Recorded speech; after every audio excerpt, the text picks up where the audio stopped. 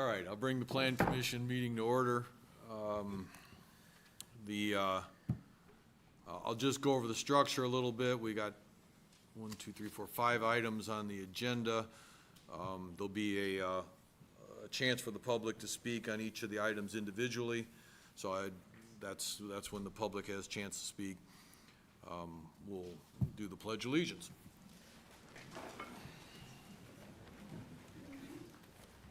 Pledge allegiance to the flag of the United States of America and to the republic for which it stands, one nation, under God, indivisible, with liberty and justice for all.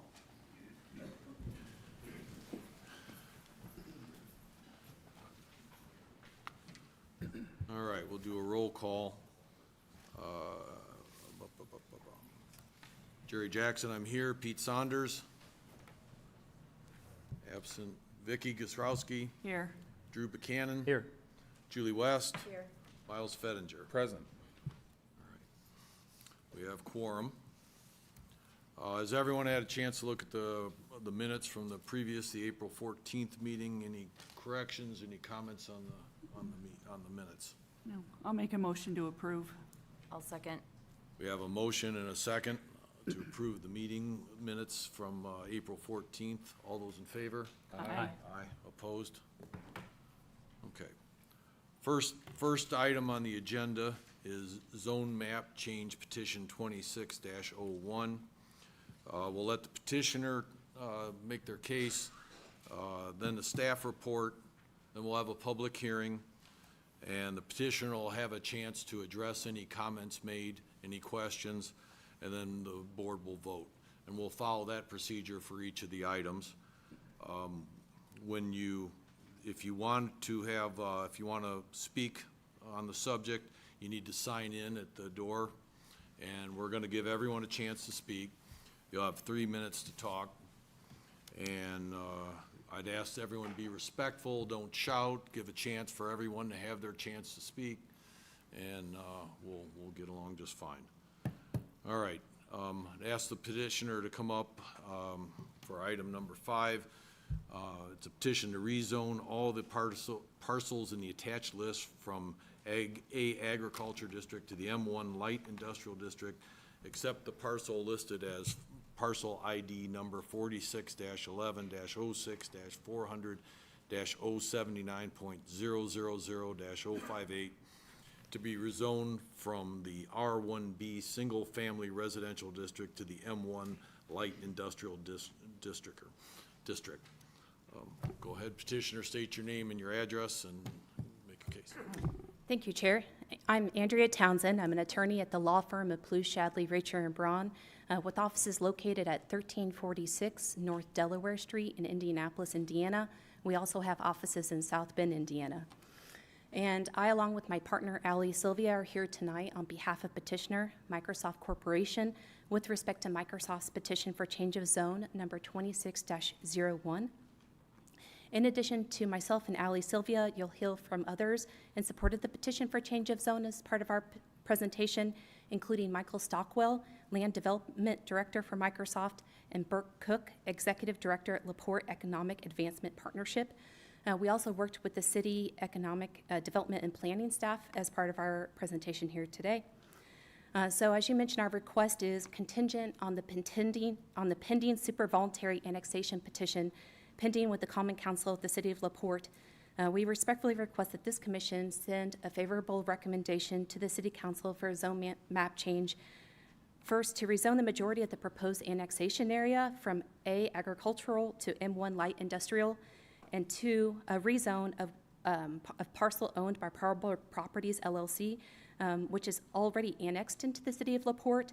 That's parcel number 46-11-06-400-079.000-058. That is currently zoned R1B, which is single-family residential, and we would also like that your recommendation to rezone that to M-1. So I want to talk first about what the site is as part of this petition. So it consists of roughly 1,285 acres of land located on the southeast side of LaPorte. It's predominantly agricultural land.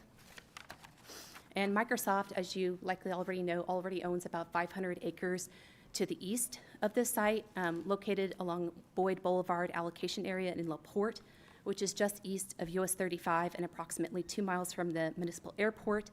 And then this change of zone application is for the 1,285 acres to the east of what is already owned by Microsoft as part of the planned data center expansion. And so together, as part of a larger campus, this site is going to be east of US 35, south of State Road 4, and north of County Road 250 South. And then also here tonight, in addition to the change of zone petition and the pending super voluntary annexation petition, which is being held by the City Council at their upcoming meeting, there's also 2 plat petitions here tonight, preliminary and final plats for those 2 sites. And so I'm going to go through this in a very methodical process. First and most importantly, with regard to notice, all 3 petitions to be heard here tonight, the change of zone petition and the 2 plat petitions, the statutory notice requirements for these petitions have been met. And so I don't know if it's in the packet in front of you here tonight, but it is definitely part of the staff file.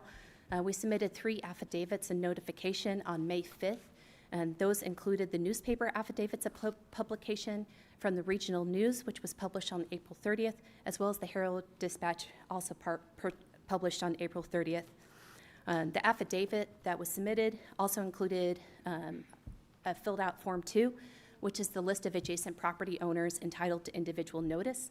And there might also be an aerial map in your packet where you can see we have the site highlighted in green, and then all around we have arrows showing all the properties that were adjacent to the overall site that were sent notice by mail.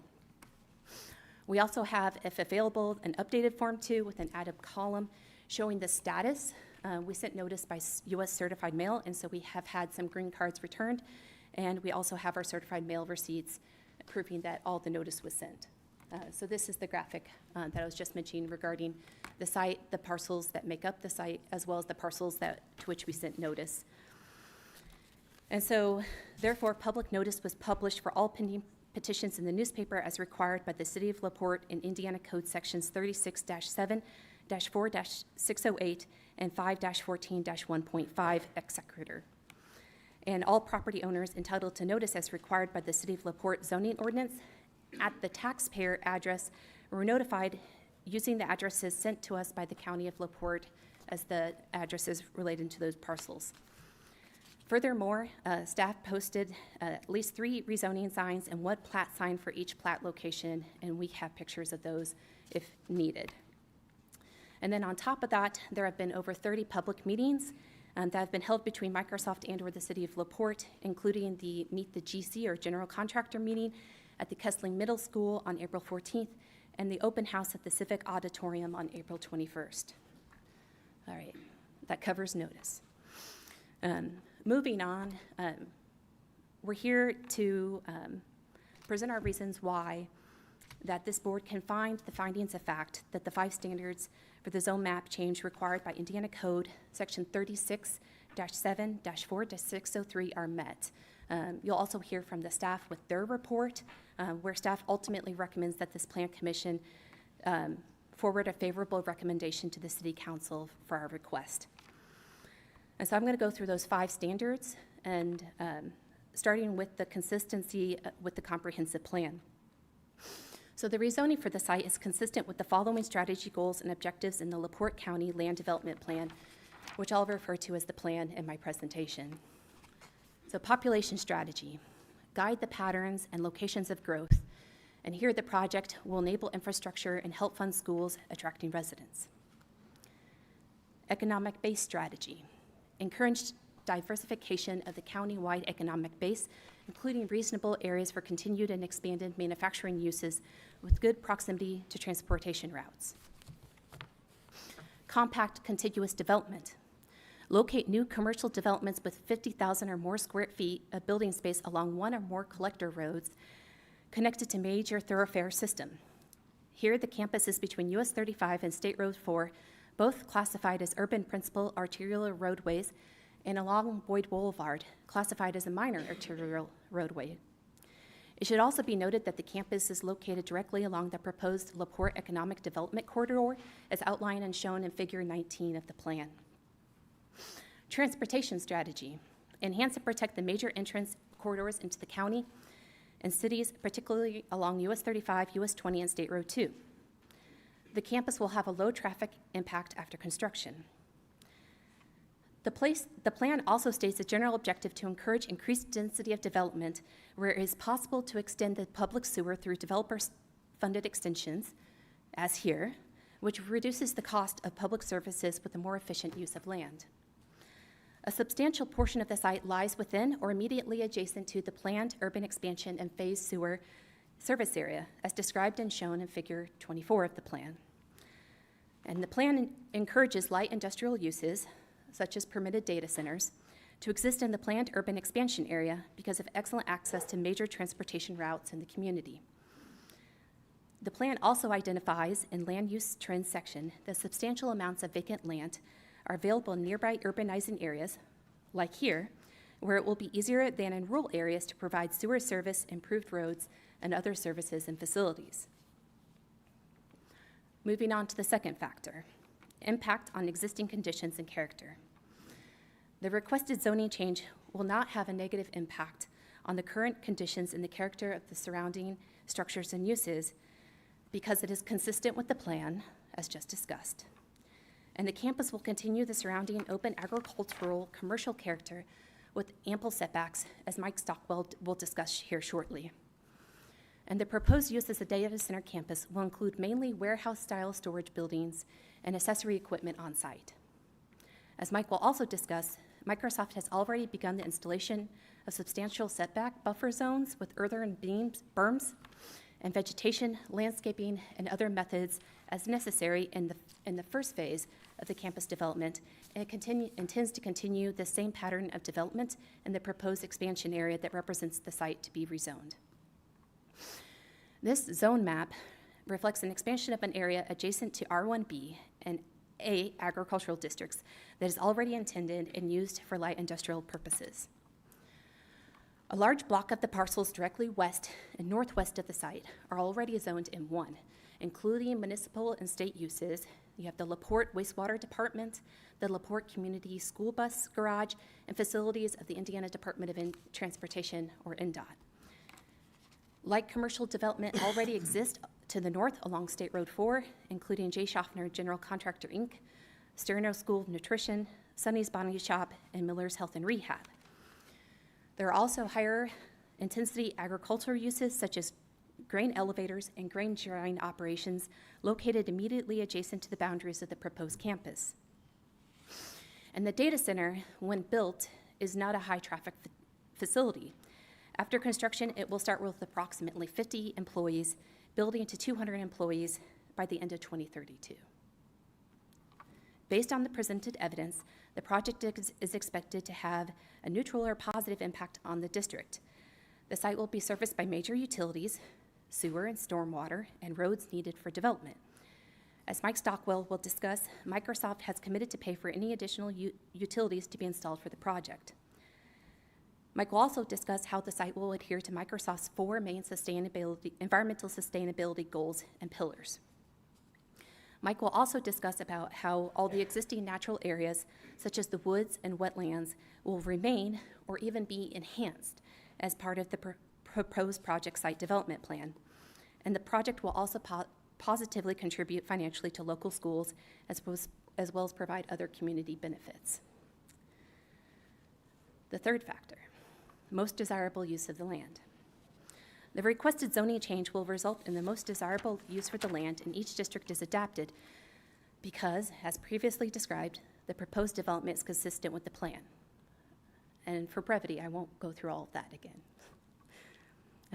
Including the proposed development has a good proximity and excellent access to major transportation routes, which is why the plan encourages light industrial uses to exist in the planned urban expansion area, and the plan's economic base strategy calls for these areas to be used for continued and expanded manufacturing uses.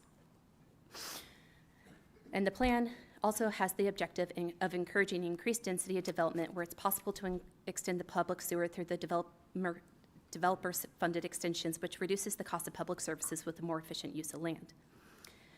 And then upon a review of the analysis of the current conditions section of the plan under economic opportunities, the plan identifies the need to diversify the economic base as a key issue. The plan, again, offers in the land use trend section that vacant land are available in this area that's urbanizing, which will make it easier to provide sewer service, improved roads, and other services and facilities. The fourth factor, we're almost there, impact on property values. The requested zoning change to M1 will not negatively impact the property values throughout the city of LaPorte because, as previously stated, the proposed development is consistent with the plan, including a substantial portion of the site being in that planned urban expansion area. And the plan also promotes an orderly expansion of existing water and wastewater systems to serve the planned growth that is compact as part of the business park campus development within 1 mile of the existing city of LaPorte wastewater treatment facility on Boyd Boulevard. The change is likely to increase local population and property values because of Microsoft's commitment to local schools. 15% of real estate tax revenue from this project will go to the LaPorte Community School Corporation over a 20-year period, and approximately 19% of the real estate tax revenue will go to LaPorte County. Alternative uses under current zoning include continuing the current agricultural use. This current zoning does not contribute as much to the community or increase nearby property values. As discussed previously, any potential impact to nearby land is expected to be minimal or positive. Evidence from comparable developments indicates that this commercial development will maintain or increase property values. And finally, the fifth factor, promotion of responsible growth. The requested zoning change promotes responsible development and growth because the proposed data center campus and expansion area represents an incremental, thoughtful, planned growth within the provision of adequate utilities and planned roadway improvements at the cost of the developer, Microsoft, in an area located within and immediately adjacent to existing city limits and substantially located within and adjacent to the area identified in the plan as the planned urban expansion phase sewer service area. The plan states in the current conditions, again, that the need to diversify the economic base as a key issue. The plan also identifies in land use trends section, again, that there's substantial amounts of vacant land that are available in these urbanizing areas where it will be easier to provide sewer service, improve roads, and other services and facilities. The overall data center campus is located and adjacent to and between regional arterial R-ways US 35 and State Road 32, as well as along Boyd Boulevard where the city's wastewater treatment plant complex is located and where adequate water facilities are immediately available along the edge of the proposed overall data center campus. Microsoft is paying for all needed water, sewer, and stormwater and other utility roadway improvements to serve the needs of the proposed overall campus. Microsoft has also indicated that almost all natural areas, such as woodlands, wetlands, drainage areas, etc., will be preserved and even enhanced as part of the overall proposed preliminary site development plan. The city of LaPorte faces significant financial and population challenges intensified by Senate Bill 1 property tax reforms impacting city services, schools, and libraries. As I mentioned previously, 15% of the real estate tax revenue from this project will go to LaPorte schools over a 20-year period. And Microsoft is not seeking tax abatements or breaks for the project from the city of LaPorte. I'll now hand it over to Mike Stockwell to talk about the data center project and Microsoft's community engagement over the past 6 months. Thank you.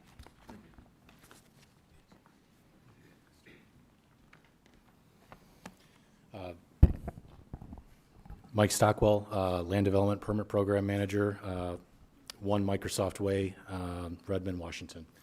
So I'm joined here today with Meredith Liza, Community Affairs Manager, Allie and Andrea with our local legal counsel, and Paul Penzi with Kimley Horn. What I would like to do here today is just overview a bunch of information that's been previously shared with members of the city at the open house and at the most recent city council meeting. Next slide, please. So building first on our Community First Infrastructure Initiative put out by Microsoft, some of the key pillars here that we look to do is pay our own way, make sure that we're not increasing electricity costs, That's through our separate agreements with Genco, through NIPSCO, to make sure that the large load user tariffs are not going to impact local residential rates. Through that, various agreements with the utility provider ensures that we're paying for the upstream generation, transmission, and local infrastructure upgrades to serve the site. We look to minimize our water use, so a lot of the new generation buildings that we're working with are using the closed loop systems. The majority of the water usage that we have for our project will be for domestic use. We're going to be creating jobs for residents, both through long-term standing, full-time employees for Microsoft, but also through construction jobs and adjacent jobs throughout the city. And we are not going to be seeking local tax abatements, so that's going to greatly benefit the city in the long term. And we're going to be providing local training programs, both through the school and through Ivy Tech. Any questions related to that, we can go into more details with Meredith Liza. So just want to talk about some of the facts here about the project itself. The proposed data center expansion would be consistent with the proposed M1 zoning. The current Microsoft campus is zoned M1, which permits a number of industrial uses. The proposed data center will pose minimal impact on local water. Our new GPU designs consume zero water for cooling once in operation and require minimal water for employee use. These are closed-loop systems, cooling systems, which will eliminate impacts to city resources. Additional modeling studies will be completed, and any required updates to municipal systems needed to serve the expanded campus will be identified and paid for by Microsoft 100%. So with that point, we know that we're going to be looking to work with the city on water modeling, traffic studies for local roadway improvements. We'll identify projects that are desired by the city to be completed to serve the project. What we would look to do is expand on a future development agreement to incorporate designs and construction by city staff and chosen consultants to complete that work, paid for by Microsoft. Go back, sorry. The project team's committed to providing engineering solutions to minimize noise impacts. Microsoft is committed to completing a full noise study once we enter design. Engineering solutions will be incorporated to ensure we comply with local, state regulations, minimizing impacts around the community. The proposed data center will be surrounded by landscape berms with native trees and shrubs, buffering nearby residents. Our design will include more than 300 feet of separation from the adjacent land uses and will incorporate landscape screening to obscure building sight lines and also reducing noise and light from our development. I believe the typical setback for industrial zoning is 50 feet. We go above and beyond for that. You can kind of see evidence of the berming and screening that we're looking to do on the first phase of construction. We understand that, based on our findings from the first phase, we're going to have ample on-site earthwork material to use to enhance those berms, minimizing a lot of impacts to the surrounding areas. The project team is also committed to providing engineering solutions to minimize light impacts. Our design is based on LEED credit and light pollution, which uses downshield lighting that minimizes glare but keeps areas safely lit for work, access, and security. So just a little bit about the process.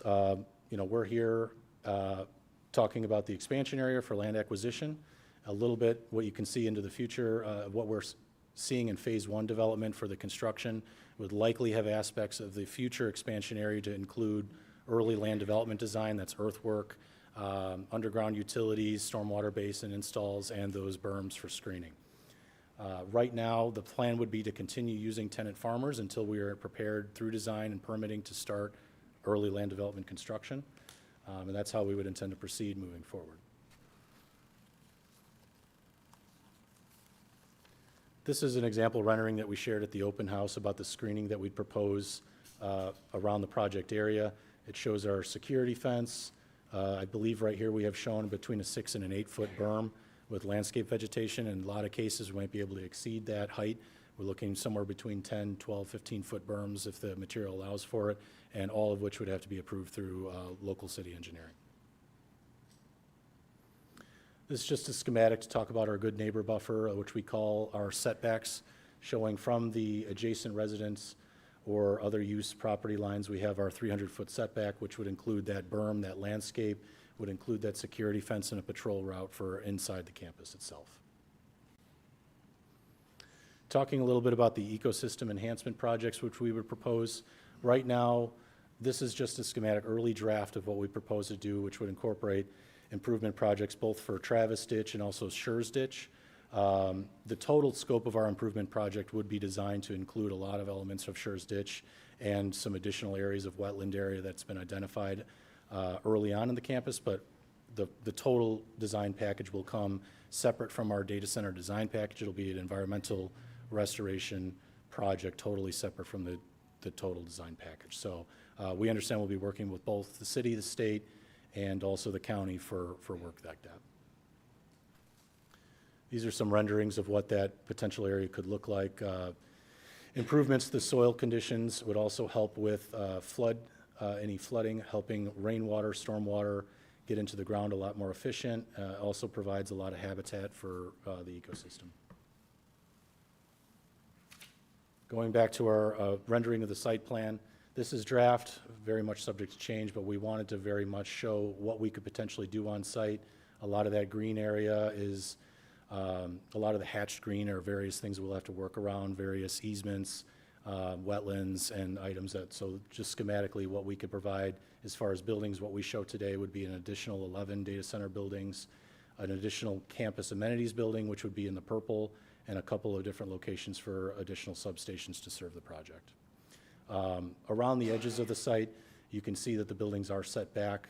That's at least 300 feet. Beyond that, we're going to further work to optimize as much setback as we can provide from adjacent uses. And I wanted to thank you all, Chair Jackson and the other members of the Plan Commission, for the opportunity to speak. We will be available for questions, but I'd like to turn it over to Bert Cook for the moment. Thank you. Thank you. Good evening to the Plan Commission. Bert Cook. I am the Executive Director of the LaPorte Economic Advancement Partnership. In late 2024, Microsoft announced plans to build a new data center campus here in LaPorte. The last 2 years, we've spent working with their team directly on the planning of this project. Over that time, we were approached by countless other hyperscale data center operators who wanted to locate in this area. We've remained steadfast that Microsoft was our partner of choice, and this was the project that we've committed to. Our commitment was due to a number of factors. First, Microsoft's commitment to transparency and open communication, their respect and stewardship of our water resources, their promise to ensure electric ratepayers do not shoulder increased electric costs due to their data center builds, their pledge to utilize local union tradesmen and women, and their willingness to pay their full share of local taxes. For these reasons, we've chosen this project. We have no doubt that Microsoft is the right partner, and we could not be more pleased that they are choosing to invest in the city of LaPorte. This project is truly once in a lifetime. The benefits will be experienced long into the future, especially when you look at the many different entities that will benefit from these investments.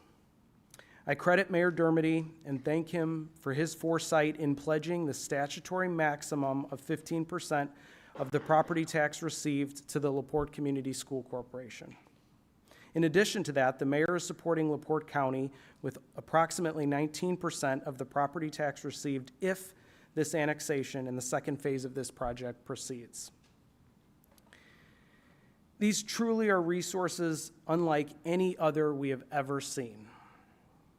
I appreciate the Plan Commission's role in this process and encourage you to make an industrial zoning recommendation to the LaPorte City Council. With that, I'd like to ask Mayor Dermody to touch on his support for this annexation request. Thank you. Good evening, Mayor Tom Dermody, City of LaPorte. And I want to just take a minute.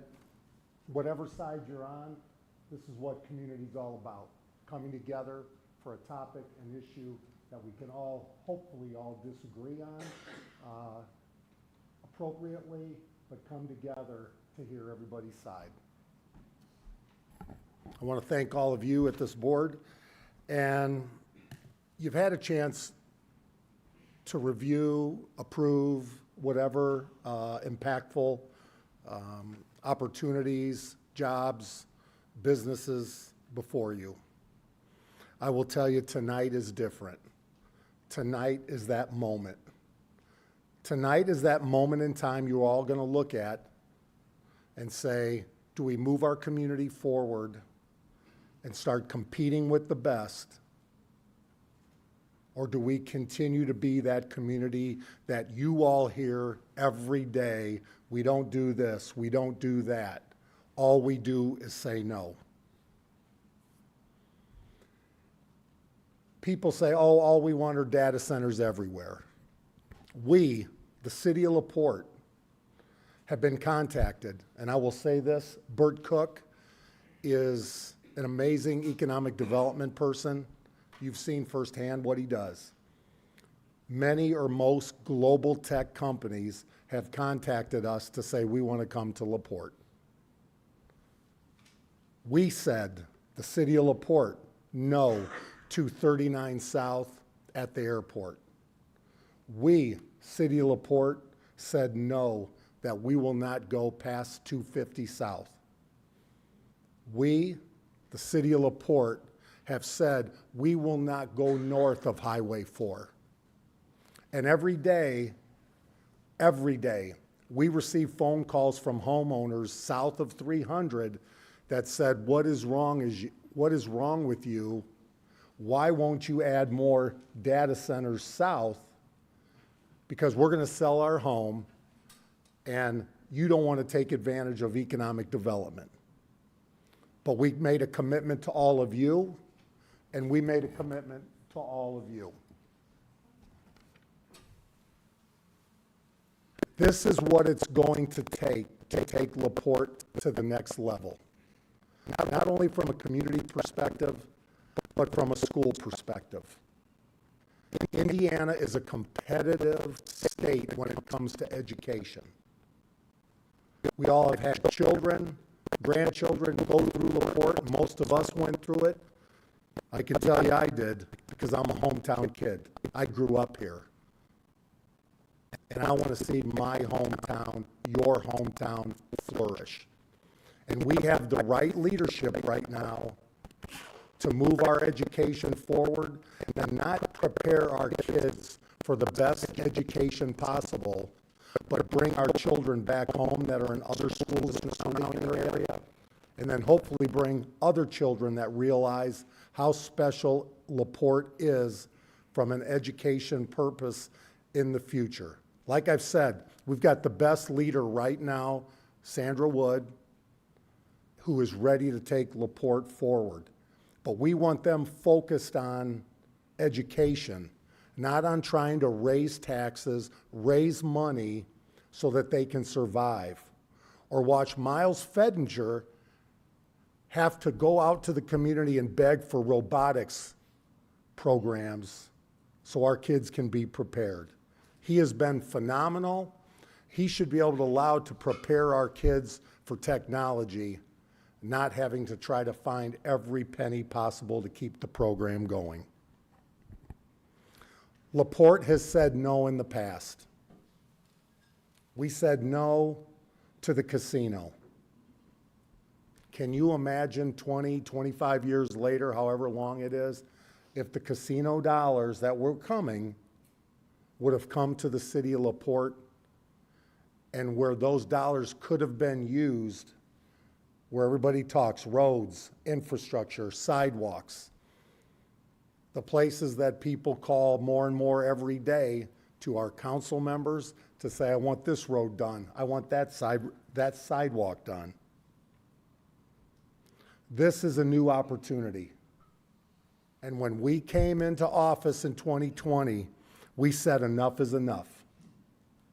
And we said ESPN will come here for a basketball tournament, and everybody said, oh my gosh, ESPN's not going to ever come to the city of LaPorte.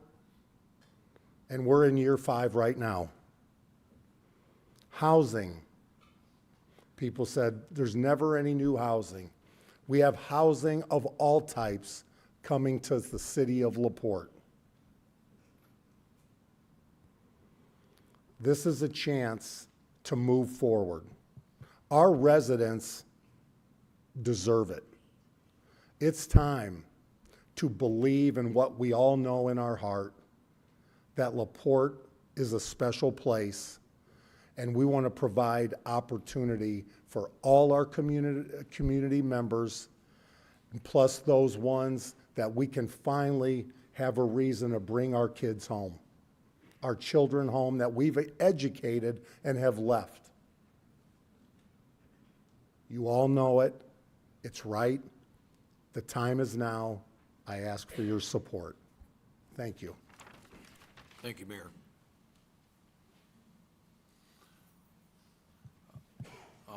Do we have David, do you have a report for the staff?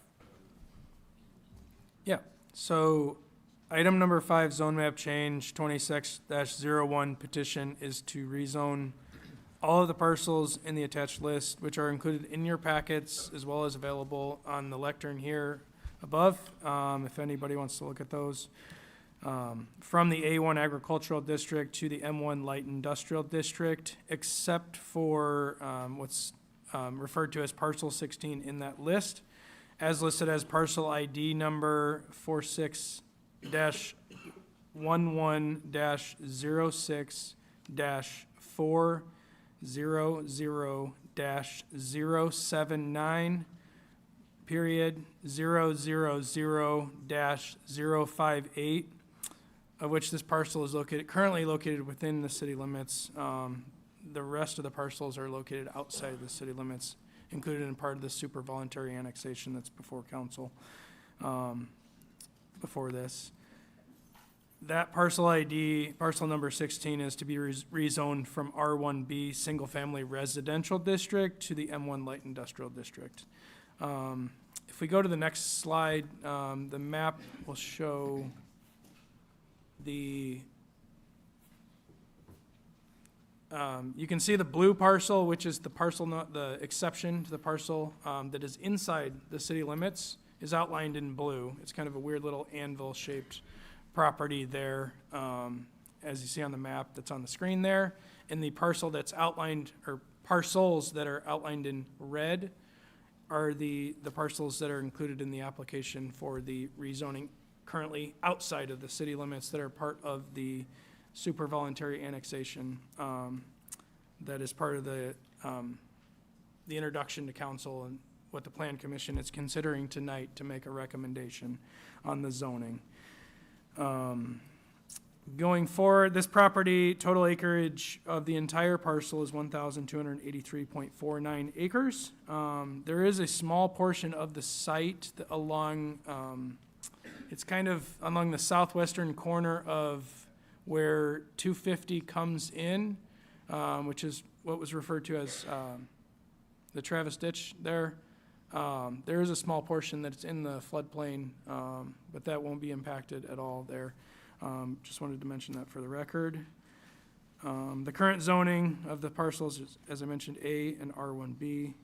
The use of the subject property currently as it exists now is agriculture. The proposed zoning that the Plan Commission's recommendation for is M1 light industrial district, and proposed land use data center campus. Just going through briefly, it was touched on briefly before, the zoning of the adjacent properties. Don't have the zoning map offhand, but to the immediate north of the site is a collection of zoning of R1B and A. A is agriculture, R1B is single-family residential district. A majority of the agriculture parcels and some of the R1B parcels are located as well in the county, outside the city limits. To the south is A, agriculture, south of the red line there. East is A, agriculture, east of that red line. And west is M1 light industrial district and R1B single-family residential district. And just going through briefly what the land uses of the adjacent properties are. North is residential and commercial. South, farmland, agriculture. East, farmland, mostly agriculture. West, the LaPorte wastewater treatment plant, farmland, agriculture, and residential. The petitioner proposes to rezone all of the parcels in the attached list from the A1 Agricultural District to the M1 Light Industrial District, except the parcel is listed, as I read the parcel ID before, to be rezoned from the R1B Single Family Residential District to the M1 Light Industrial District. The zoning ordinance for the city of LaPorte allows for a zone map change following a public hearing, plan commission review and recommendation, and then forwarding that recommendation to the city common council. This history of this site, as I mentioned before, the size is 1,283.49 acres. It's currently zoned A Agriculture District and R1B Single Family Residential District. Historically, these properties have been agricultural fields as well as an existing residential farmstead property on the north portion along that South 200 East. Currently, there are a few farm buildings and a farmstead dwelling that are located on that parcel that is hashed out of the zone map change petition. As you see, it's kind of notched out on the north side where East State Road 4 and 200 connect there at the intersection in the middle. Site review is not required for zone map change applications. Section 27.12 of the 2017 revised joint zoning ordinance states that the plan commission shall be guided by and give consideration to the general policy and pattern of development set out in the countywide land development plan.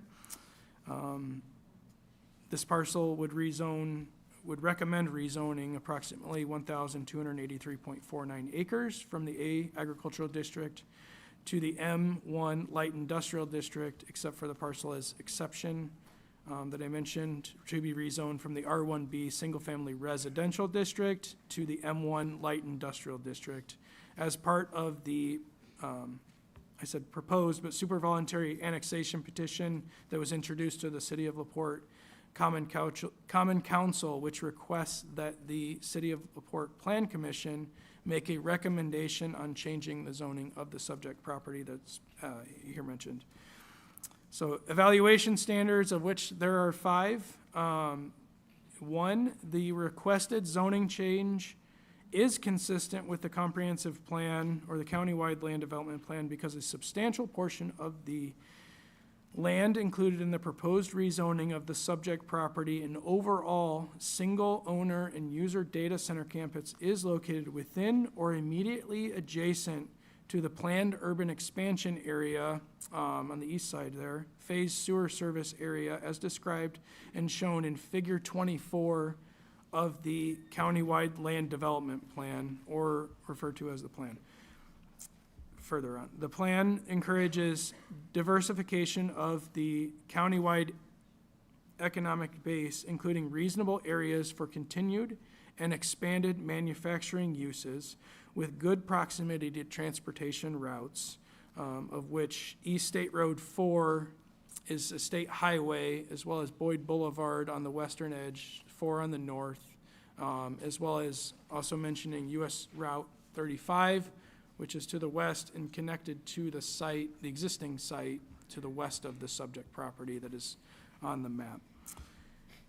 The plan suggests locating new commercial developments with 50,000 or more square feet of building space along one or more collector roads, which are basically not highways, but the internal roads like 200, for example. That would be a collector road. The plan also encourages light industrial uses such as permitted data centers to exist in the planned urban expansion areas because of excellent access to major transportation routes in the community. The proposed overall data center campus is located between, as I mentioned, US 35 and State Road 4, both classified as urban principal arterial roadways, and along Boyd Boulevard is classified as a minor arterial as functional classifications on the map of the regional highway network in the Northwestern Indiana Regional Planning Commission's 2040 plan that they have outlined. Arterials serve the region's most important transportation corridors and provide connections between major centers within the urban area.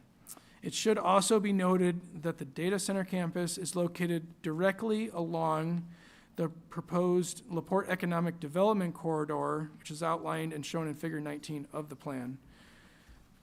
And two, the requested zoning change will not have a negative impact on the current conditions and the character of current structures and uses in each district because the land immediately adjacent to the subject property is primarily agricultural, and the proposed use as a data center campus is intended only to be used for like warehouse-style storage buildings and accessory equipment on the site. A majority of the parcels directly west and northwest are already zoned, as I mentioned, to the M1 Light Industrial District that are currently located within the city of LaPorte, including the city of LaPorte wastewater treatment plant campus area there, the LaPorte Community School Corporation Transportation Service Facility, and the LaPorte District and Subdistrict offices and facilities of the Indiana Department of Transportation along Boyd Boulevard, there to the west. There is also some light industrial and commercial development to the north along what is referred mainly inside the city limits as Monroe Street and as well as inside and out, and East State Road 4, including J. Schaffner General Contractor Incorporated, Sterno School Nutrition, and many more.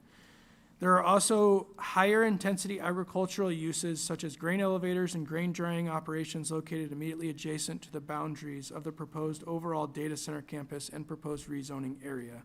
It is also important to note that almost all existing natural areas such as woodlands, wetlands, drainage areas, etc. will be proposed or even enhanced as part of the proposed data center preliminary site development plan. And number three, the requested zoning change will result in the most desirable use for which the land in each district is adapted because the countywide land development plan encourages light industrial uses to exist in the planned urban expansion areas because of the excellent access to major transportation routes in the community. These planned strategic goals and objectives section under the economic base strategy states that the reasonable areas for continued and expanded manufacturing uses with good proximity to the transportation routes.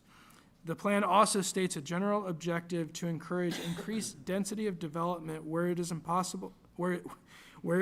possible to extend public sewer through developer-funded extensions, which reduces the cost of public services with a more efficient use of land. In reviewing the analysis of this current condition section in the plan under the economic opportunities, the plan identifies the need to diversify the economic base as a key issue.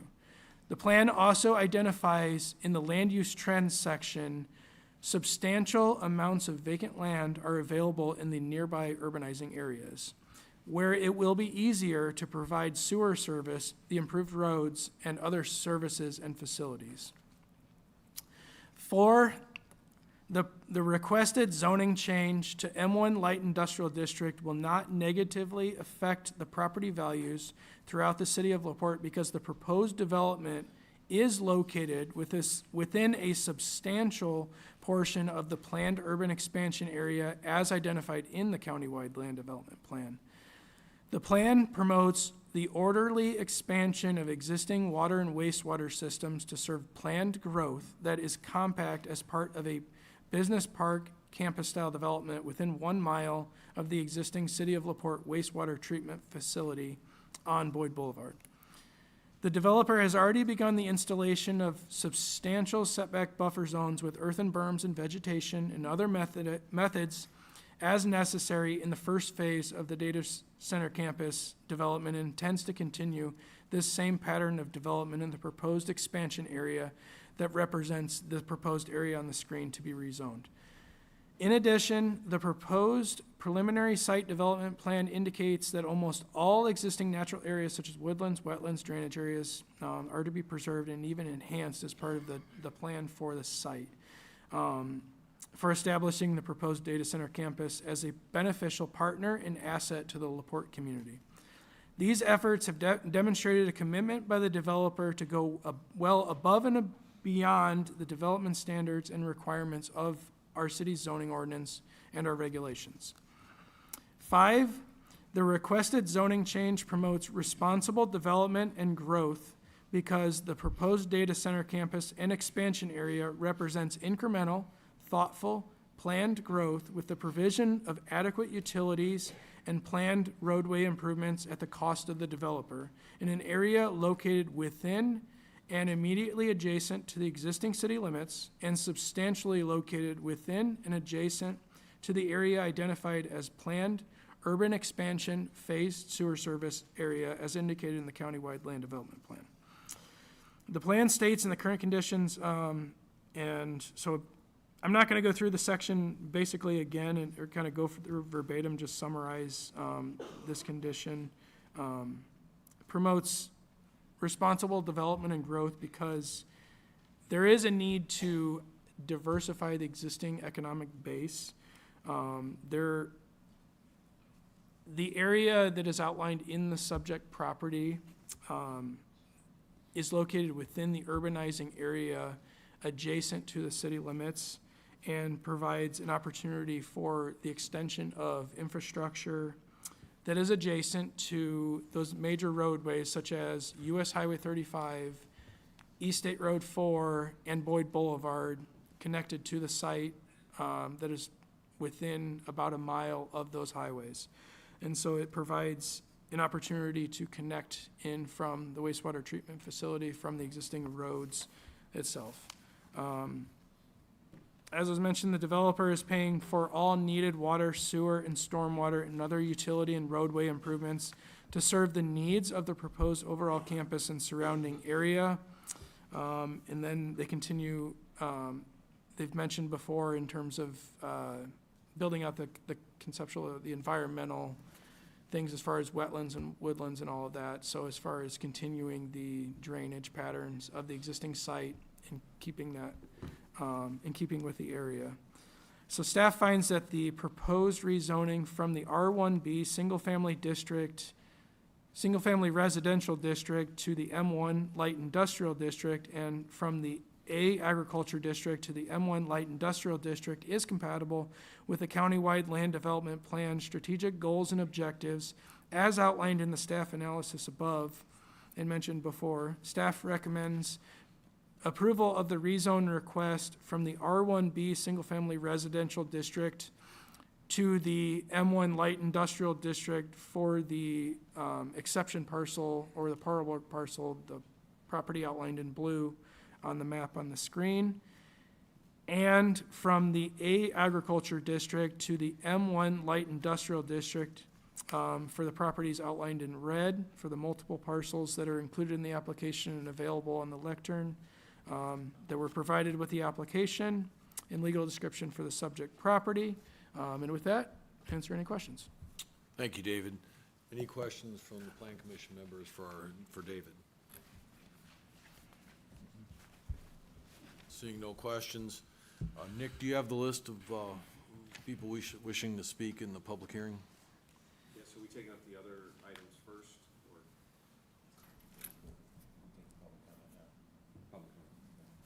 or? All right, I'll open up the public comment. Everyone wishes to speak, we'll give you a chance, 3 minutes to talk. And again, I'd ask everyone to be respectful, give everyone a chance to be heard. Thank you. So we had sign-in sheets.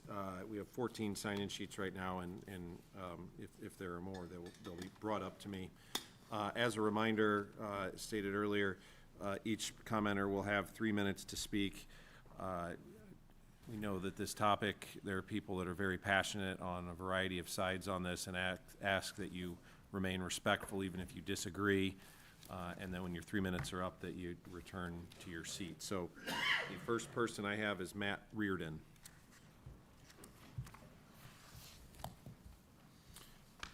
Thank you, Plan Commission. My name is Matt Reardon, 5920 Holman Avenue in Hammond. Didn't come over here on a Tuesday night because I didn't have much to do. I also serve as the Economic Development Cohort with Bert Cook for LaPorte County. We've been following this issue and the city's progress related to this. Some of the members here in the audience may be aware that LaPorte County has proceeded on their own accord with a specific zoning ordinance amendment related to data centers. That was something that was reviewed and has been approved by the county commissioners. And it's the preferred pathway that the county chooses to deal with potential data center development. Just similar to what the city process is going to require a change of underlying land use to a minimum of M1 zoning, and then on to BZA requests that directly deal with some of the items the presentation given today by Microsoft talked about: water use, noise, proximity, setbacks, view sheds, lighting. All those are enclosed in that. I don't know if the city's ordinance says the same. I'm going to take a guess it does. I've known Mr. Jackson for a long time, and having a wastewater and water expert on your board is probably very helpful in relation to any kind of project, not just this type of project. The county does have interest in success of every city within the jurisdictional boundaries of the county. So goes LaPorte, so goes LaPorte County, so goes Michigan City, so goes LaPorte County, and so on. When the city was having discussions with several data center suitors, if you will, they were asking a lot of questions about where can we go and what should we do and how should we do it and what's the best way to do it. And I think what the city has come up with, based on some of the discussion and the presentation, starts to make some sense. You're in between two highways. There's a beginning and a terminus to the project area. Things like sight line setbacks, berms, and all those things have been included in this. You know, I will say this: there was the city didn't have to share revenue. The petitioner didn't have to not pay all their tax either. I've been involved in other data center projects, and they've all been different. Some have gone for financing, some have gone for upfront payments that required this, and here we have Microsoft that says we're just going to pay our tax. You good folks of LaPorte County figure out how you guys want to spend it. With the leadership of the city and the county and the school city, everybody came together and talked about why this is great.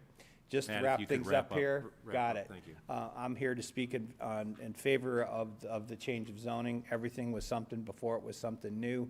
I believe the city's going to be a responsible steward for the project, and the county will be there to make sure that the roads and the ditches, Schurz and Travis Ditch will be maintained accordingly. Thank you, and sorry. Thank you. Thank you.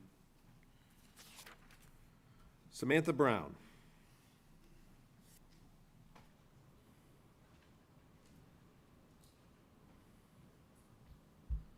Hi, I'm Samantha Brown.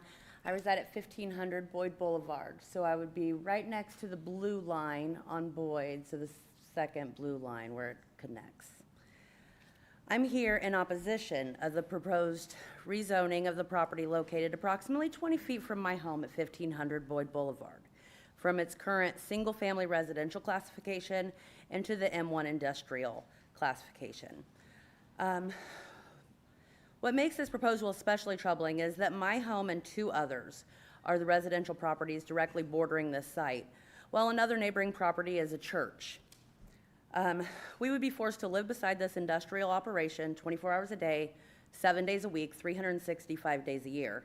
That distinction matters. A church doesn't experience the same constant exposure to industrial noise, lighting, traffic, security activity, generator testing, construction disruption, and operational impacts that a homeowner does.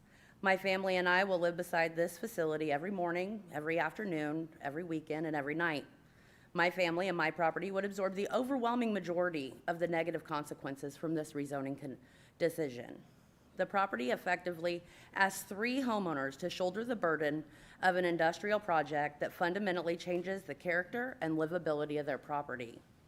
No homeowner reasonably expects that land 20 feet from their house could suddenly become an industrial property hosting a large-scale data center operation. That is not compatible development. It's industrial encroachment into a residential living environment. A data center is not simply a quiet office building.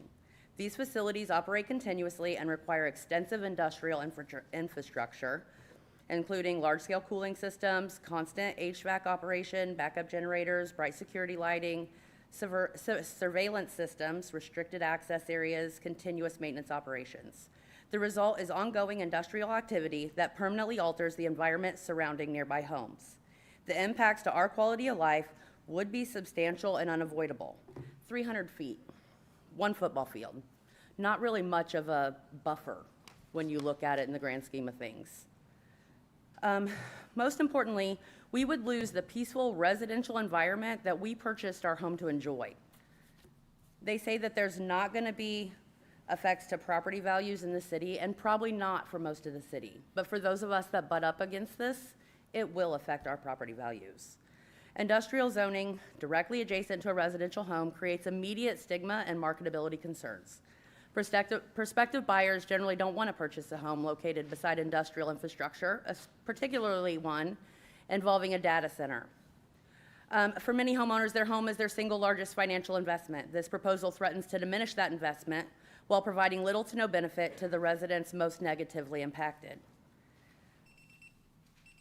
If you could just finish up. Okay. This proposal creates a dangerous precedent. If industrial rezoning can be approved 15 feet from an occupied home, then the protections that zoning laws are supposed to provide to residential property owners become meaningless. Zoning exists specifically to prevent incompatible land uses from being forced directly against residential living spaces. While we know that the data center is coming, we don't oppose it specifically. A residential property line, however, should not become the front line of industrial expansion. Thank you. Thank you. Thank you. All right. Hold on, no, Be respectful. there's no commenting or cheering one way or the other for people for or against this project. We're gonna keep order in here. The next speaker is Michael Johnson.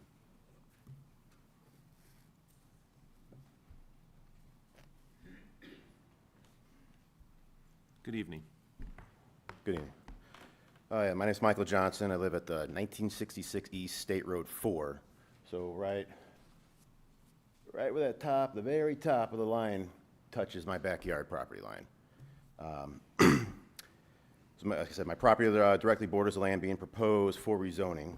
For me, this isn't just some project happening somewhere in the county. It's happening right behind my house. I understand the city views this project as economic growth. I'm not here to argue whether a data center should or should not be done and built here in LaPorte County. What concerns me is that adjacent residents are being asked to accept permanent industrial zoning before critical impact questions have been answered. As an audiobook narrator and sound engineer, I operate a professional home studio, and this data center will have an adverse direct impact upon my work. My livelihood depends on maintaining an extremely quiet and controlled recording environment. The continuous low-frequency mechanical noise coming from these industrial infrastructures is not something that I can simply edit out later on in post. As we know, data centers are not silent facilities. You have cooling systems, generators, transformers, HVAC infrastructure, all create continuous mechanical noise, and low-frequency sound is specifically known to travel farther and penetrate structures more effectively than higher-frequency noises. So before we move forward on any rezoning, I would like just some clear answers to be on record. Some of these have already been addressed by the petitioner. The questions I had were what setbacks are being required from adjacent residential property lines, and will those exceed the minimum requirements? What specific physical buffering is being mandated between this project and neighboring homes? We already talked, the petitioner mentioned berms, and I believe it was 300 feet we said back from the property lines. Has any site-specific acoustic impact studies been conducted for the residential properties directly bordering this proposed rezoning? And what enforceable limits will exist regarding operational noise and generator testing hours? As I said, some of these concerns have been addressed tonight, but I believe the understood the petitioner stated the acoustic impact tests will be conducted after the rezoning's been approved. Why would we pass something before testing has been conducted to ensure the adjacent residential properties are not adversely impacted? Because once the zoning's changed, the people living next to this project will lose the ability to meaningfully negotiate these protections afterward. If those studies and protections are not already defined, I think, again, I say it's fair to ask that why is a permanent industrial rezoning being considered before the impact to the adjacent residents has been evaluated? I'm not asking for vague assurances. I'm asking for measurable protections for the people who will have to live beside this permanently, as probability of successfully selling a property right at this point will be next to zero. How about that? If you have something you want to finish. That was it. All right, thank you. Dr. Sandra Wood.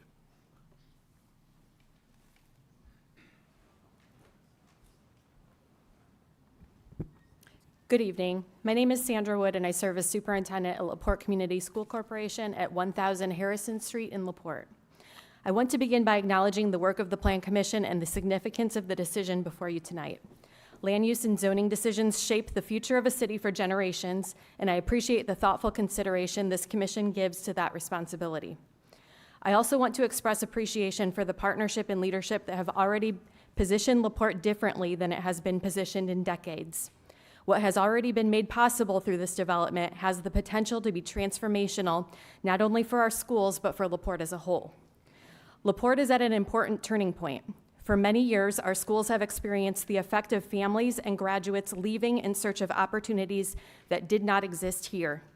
Too often, students have felt that in order to build successful careers and futures, they would eventually need to leave this city behind. The development being considered tonight represents an opportunity to begin changing that pattern. A project of this scale creates the kind of workforce opportunities that reshape how families view LaPorte. When people can build meaningful careers close to home, they are more likely to stay, invest, and raise their families here. And when a city creates that kind of opportunity, it begins attracting new families as well. For our schools, that momentum is incredibly significant. Strong schools and strong communities are directly connected. Growth in workforce opportunity supports enrollment, strengthens the local economy, and allows our youth to see a future for themselves right here in LaPorte. I understand the responsibility that comes with decisions like this, and I recognize that growth can bring important questions and concerns. But I also believe we have to consider what kind of future we want the next generation to inherit, and whether we are willing to position LaPorte to compete for that future. I believe this is an opportunity to move LaPorte forward in a meaningful and lasting way, and I appreciate your willingness to consider a project that has the potential to shape this city for generations to come. Thank you. Thank you. Thank you. Sean McMurray. Good evening. My name is Sean McMurray. I live at 232 Dundee Street. I am here tonight in full support of rezoning 1,300 acres for the proposed Microsoft data center. This type of economic development, it's rare. A lot of communities are hoping for this kind of development, and it's truly generational. Right now, cities across Indiana are dealing with tighter budgets and less support from the state because of Senate Bill 1. We still need safe streets, strong schools, dependable police and fire protection, parks, libraries, and city services. Those needs do not just go away because funding gets cut. This project gives LaPorte a real answer. The campus will pay full property taxes, and 15% of that revenue goes directly to our schools. That means better classrooms, better opportunities for students, stronger support for teachers and staff. Strong schools help build strong neighborhoods. That protects home values. The rest of that revenue helps the entire city. Roads and sidewalks can be repaired, parks can be improved, police and fire can be properly funded. City services can be maintained without constantly asking for more from the taxpayers. This is also a major win for working people. It means construction jobs, skilled trades jobs, local union jobs, long-term careers, and real opportunities for local families to earn a good living right here where they live. I'd like to recognize the leadership that helped this happen. Mayor Tom Dermody, Burt Cook, Matt Reardon, and everyone else involved deserve credit for putting together a deal that benefits the people of LaPorte. And Microsoft has handled this the right way. They have been open, visible, available. They held open houses, attended meetings, and answered questions. That's how trust is built, and that's true community partnership. This vote is about growth, jobs, stronger city finances, and the future of LaPorte. This is a huge win for LaPorte, for working families, and for our next generation. And with all this new tax revenue coming in, maybe we'll finally see the bell tower repainted. Thank you for your time. Thank you.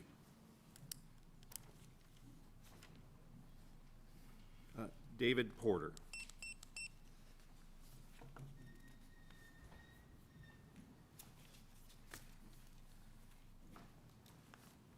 Hi, I'm David Porter. I live at 2100 Kingsbury Avenue. I'm the last house on the street. I'm a half mile from the data center that's already been started. And I was here with you when we voted for the road farm. And I missed the bar farm vote, sorry, Mayor. But I have some concern. I was surprised at the expansion all at once. And I have heard that I'd like to see this acoustic study done first, because I've heard that there are low-frequency vibrations coming from data centers and Bitcoin mining centers. This is below 20 hertz. You can't hear it, but you can feel it. People report adverse health effects, and the buffer won't cut it. Maybe they can build their berm real high. But so, you know, when we voted for the initial data center, it seemed like a pretty sterile thing, a nondescript building. Not going to bother anybody. It's quiet. Well, now we find out data centers are not quiet. They put out humming frequencies from the towers. They sometimes smell. They have diesel generators. We don't know how many diesel generators they have, even though they test them once a month. They use a Swedish biodiesel. The only thing that wouldn't smell would be hydrogen-converted diesels. And now we have this low-frequency infrasound. So there's a person named Ben Jordan that has a YouTube video, and he goes out and does tests and interviews people. And so he's not a rocket scientist. He's a musician. But I would like to see more research on this, these acoustic studies, because I think I and my neighbors would be affected where we live. So my first thought was, when I saw the expansion, I thought, well, the first property was the camel getting its nose in the tent. And then when I saw the expansion, I thought, well, are we gonna let the camel go in all the way? Camels can be messy. Granted, Microsoft has provided a lot, but I don't understand why they haven't done the acoustic studies first. So that's my concern. Thank you. Thank you. Thank you. Jim Clarita.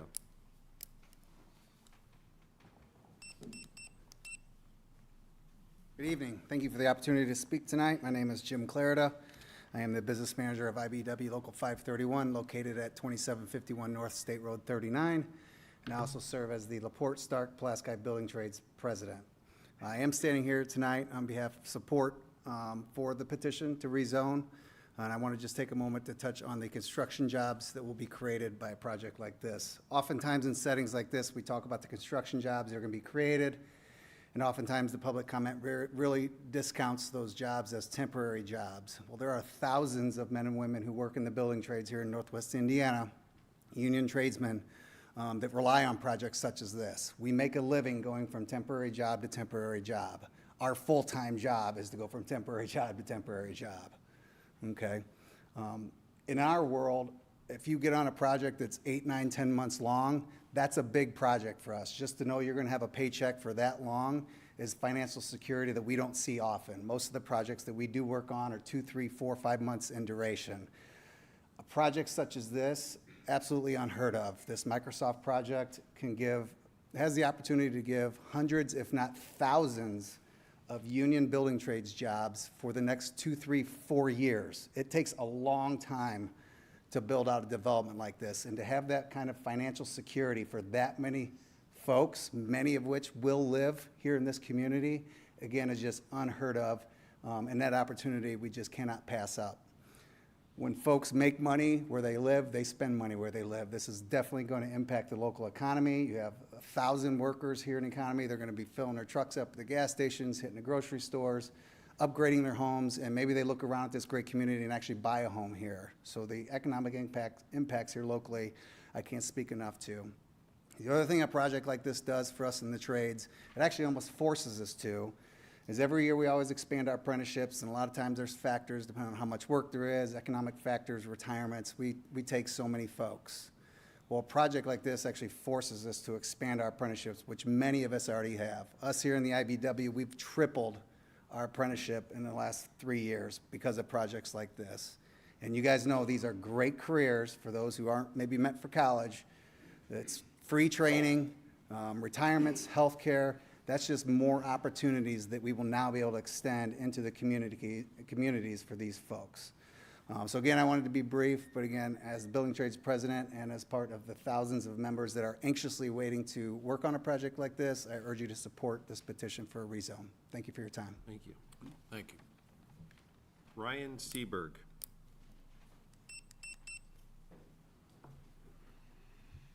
Good evening. My name is Ryan Seberg, and I serve as the president of the LaPorte Community School Board of Trustees. I live at 118 Edgewood Court in LaPorte.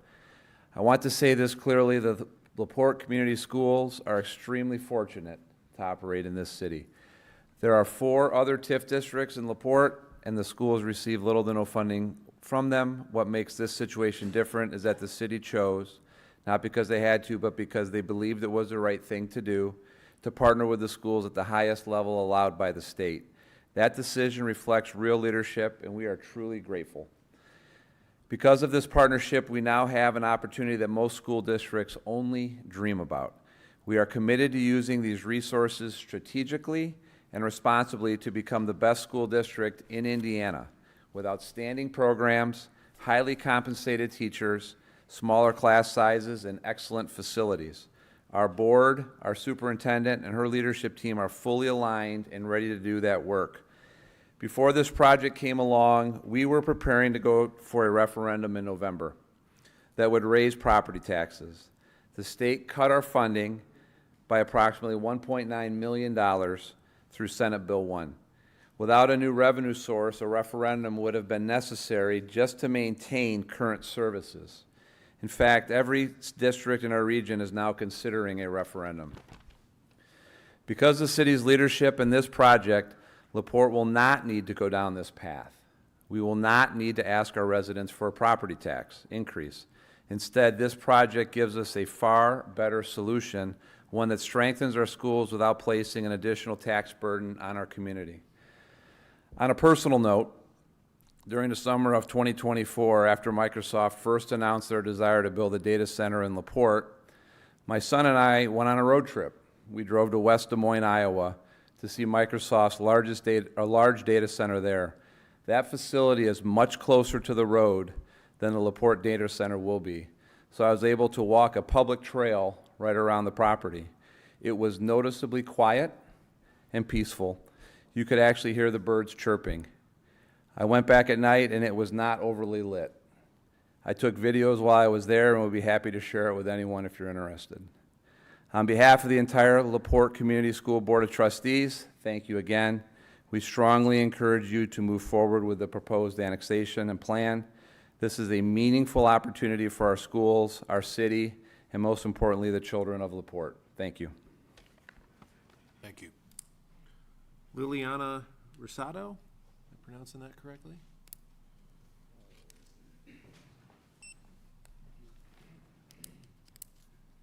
My name is Leona Rosado. I'm a resident at 220 Linden Drive in LaPorte. I'm here today to speak out in opposition of the rezone of land from agricultural to light industrial. No one wants to live near a data center. My husband and I were looking for a new home over the summer, and houses that were for sale in the new Carlisle area were sitting on the market and dropping in price in the amount of tens of thousands of dollars. Buyers determine the value of homes, and people do not want to live near data centers, therefore lowering the perceived value. In Michigan City on September 5th, 2026, So many people showed up in opposition to the project that they had to place additional chairs outside of the City Hall Council chamber room. In Festus, Missouri, 4 weeks after approving a $6 billion data center, voters removed all 4 incumbent city council members up for re-election, and they are now working on recalling the mayor. We hear stories of this opposition to data centers occurring not only in nearby municipalities, but all over the country. Zoning was created to protect the health, welfare, and safety of citizens. It is a requirement for zoning change to not negatively affect property values within the city. There are many residential homes adjacent to the proposed site and within a 1-mile radius of the proposed site. Property values will be significantly negatively impacted if this proposal is approved. Just yesterday, I spoke to a resident of Portage, Indiana, that is living near a data center that was installed.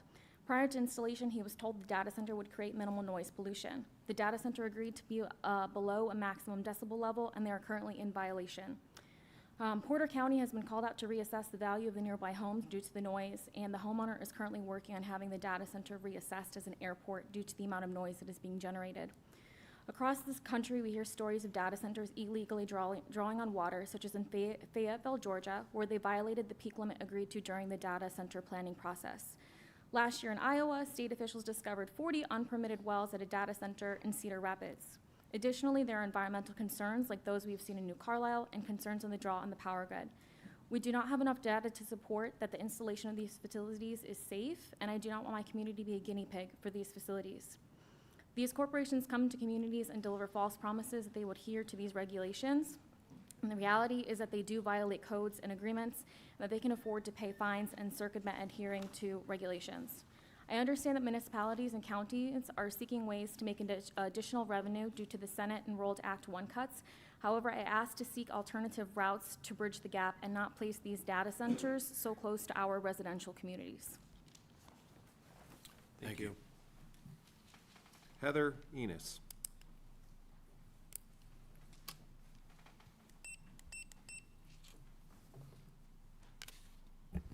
Good evening. Thank you so much for hosting this meeting.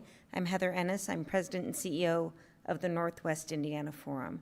The Northwest Indiana Forum is the 7-county economic development organization. We cover Lake, Porter, LaPorte, Jasper, Newton, Pulaski, and Stark counties. We are the voice of Northwest Indiana business. We market Northwest Indiana as the place for business, and we stake out and drive bold initiatives that wouldn't happen without a regional organization like ours. At the Northwest Indiana Forum, we are proud to help champion projects that create jobs and generational opportunity in our communities. As the voice of the region's business, the business interest, it is our job to think long-term about Northwest Indiana's future and bring the right partners, including industry, local leaders, small business owners, and community members together to help build that future. We believe this project offers a great representation of what project progress looks like for the region. Here are just a few ways that it will bring long-term widespread growth. New high-paying jobs for the region that will keep the next generation here, millions of dollars in new tax revenue to fund schools, roads, public safety. Great example of that has already been spoken about the economic resiliency and what will happen in the school districts with the 15% of data center revenues that go directly to LaPorte Community School Corporation, helping academic programming for the next 20 years. We have seen in Ohio where over almost $12 billion of the state has grown in gross domestic product in just over 1 year, and 95,000 jobs that have come alongside data centers. In Loudoun County, Virginia, $26 are paid in taxes for every $1 of services that is required by data centers. This has given Loudoun County, a county, the opportunity to invest over $1 billion in just the road infrastructure in the last 15 years, a pretty significant impact. This is a great opportunity for LaPorte that is consistent with economic development plans. The Northwest Indiana Forum appreciates the desire of Microsoft to invest in the future of our region. We appreciate the leadership of the mayor, Mayor Dermody, and the LaPorte Economic Advancement Partnership, Burt Cook and his team. We ask the Plan Commission to vote favorably for this project and feel it will have a dramatic impact on the region and the future of our region for generations to come. Thank you. Thank you. Spencer Summers.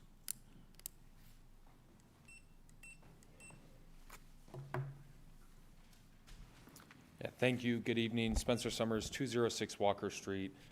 As a proud resident of LaPorte, I'm here tonight to voice my strong support for this development. This investment by Microsoft is about more than just growth. It's about strengthening our community and making sure LaPorte continues to thrive. It means good paying jobs for our neighbors, real career opportunities for our young folks, and the kind of momentum that helps a community like ours grow in a sustainable way.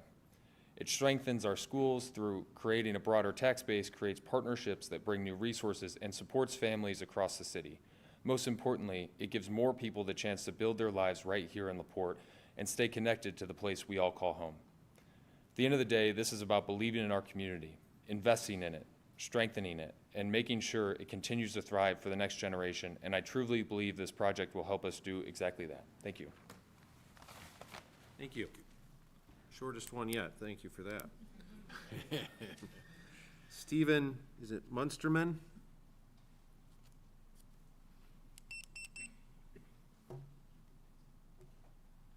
Did I pronounce your name correctly? Yes, my name is Steve Munsterman. Very good. I am from 11190 Nevada Place in Crown Point, Indiana. And the main reason I'm here is it's amazing to see our crossroads is at a crossroads over growth coming into our region. I've been a subject matter expert on data centers for over 20 years. And one of the things I can tell you from being on a global data center standpoint is everywhere that we've put in data centers, especially in any of the big technologically growth companies that you know today, many that are household names, I have seen nothing but extensive growth in these communities. And I'm talking, I don't care if it's in Finland, if it's in Ireland, the Netherlands, or if it's in North Carolina or South Carolina. These things are huge utilities that we use every single day. Every data center is uniquely different. When we talk about water usage, this is a GPU data center they're talking about bringing into Microsoft. They can't use water on it, can't cool it down fast enough. So you have to look at what that technology is using. Now you also have to look at where we are at in Northwest Indiana. For 5 decades, as the steel industry moved out, we have been in a stagnant economy. This is the first time we're ever taking a jump to diversify. And if you go around these data centers, including the 40 plus that I've been able to work on, you will see nothing but exponential growth in their economies. I'm talking 4 times to 10 times the growth. And this has happened you can see it in West Des Moines, you can see it across the North Carolinas. These are proven pathways that have gone over decades to show you that if you embrace technology, your economy will grow and it will be robust. The other thing I can say about Microsoft, I've never worked with them in the past, but the one thing I can say about Microsoft is they are amazing stewards to their communities. They will pull out the red carpet. They will do whatever's possible to make sure that they keep the people in their community. Now, with that being said, it was Purdue that had put out a paper just a couple of years ago that said Indiana is 47th in retention of their students, yet we have some of the best academics in our region. We want to keep our students. I have 5 kids and 14 grandkids. I'd like to have them live in the region. And by doing that, these data centers will promote the type of industrial growth. And if you own a business, if you're in sales, that's the kind of growth you want to see in our community, because we don't have any organic growth. Everything is stealing from our local competitors. So I'll just kind of wrap it up there. Thank you. Thank you. Eric, is it Berg?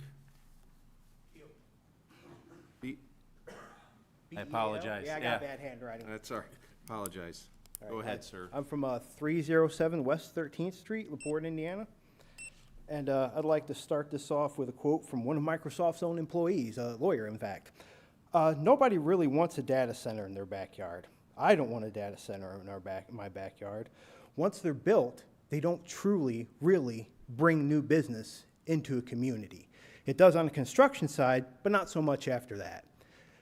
What we're trading is short-term growth for long-term pain. The generators that they have to use for these things, the ungodly amount of energy that they use, the water, it's the size of that thing. My God, just look at it. I went to the meeting in the middle of town we had at the community center where Microsoft was. I was asking them about water usage, power usage, and the young man that worked for NIPSCO was like a deer in headlights. I was like, what can you guys do to stop rolling brownouts, rolling blackouts, so on and so forth? The numbers they were throwing at me were astronomical. They're wanting, you'd need the equivalent of 4 coal NIPSCO plants to fuel these behemoths. It's an ungodly amount of power, and where are you going to get it from? Truly, where are we going to generate that much power? And when I asked them, what are you going to do about it, it was the equivalent of a freight train running down a track, so guys are speedily trying to build it. You know, it didn't feel like a good, cohesive plan, and it just didn't feel like, it felt like a situation where they wanted to get their foot through the door and pretty much try to bully the town. When I went to that meeting, again, I asked them, I mean, you guys aren't legally obligated to tell us the truth whatsoever. The representative smiled at me and said, no, we're not. We're not. We're just sharing the vision we have for your community. I don't want another corporation to give me their vision for our community. I want people who live here. We talk about, you know, the jobs that'll bring in. Those are temporary jobs. You know, they're going to be here for a little bit and then they're going to be gone. And that's it. A data center needs what? A couple security guards, some HVAC guys. That's it. What jobs are really going to be here long term? You know, we're putting, take a look at other communities like New Carlisle that are having nothing but issues with their utilities, their water. I mean, they were told originally that they're going to be pumping out 5 million gallons of water a day. That jumped up 35 million gallons. These people are here to sell us a dream. Once they get their foot through the door, they can say, go ahead and sue us. Good luck. We're Microsoft. See you in court, buddy. And what are we going to do about it? We're Little LaPorte, and they know that. So they can sell us a dream and go on down the road once they get what they want out of us. So I'm here. I think what we've got is already excessive amount as it is. Myself and my neighbors are just blinded by this. We didn't even know it was coming until we got a flyer from Microsoft in the mail.